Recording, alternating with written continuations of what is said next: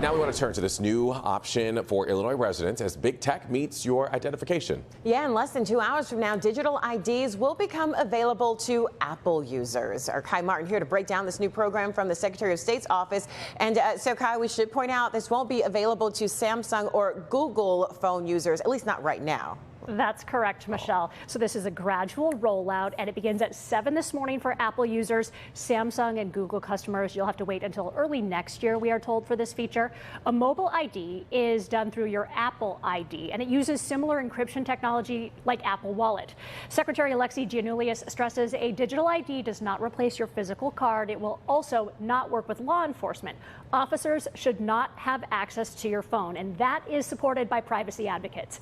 So you can use it at big venues like Soldier Field, at bars and restaurants, checking if you're 21, and at O'Hare and Midway's TSA checkpoints. I mean, this is very innovative. A lot of the country going in this direction. You know, you got to worry or wonder about safety, security. Any concerns there? Did Alexi talk about that? So Giannoulias did address this. There are two groups of people. There are technophobes who new technology is a little frightening maybe, and they don't trust big companies like Apple. I mean, how many times do we report on data breaches? So it is a concern.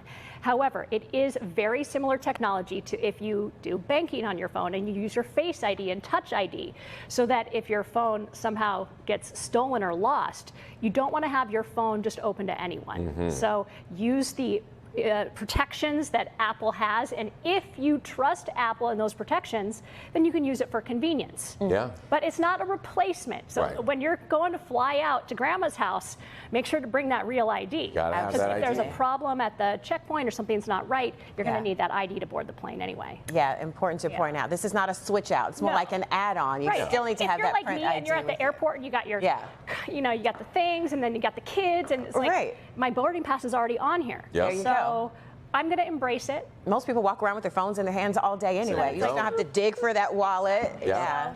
We'll see how it goes. And if you're concerned about the technology and such, there's also concerns. Sometimes you drop your ID or your credit card or whatever. You know, there's concerns there too. So. Yeah,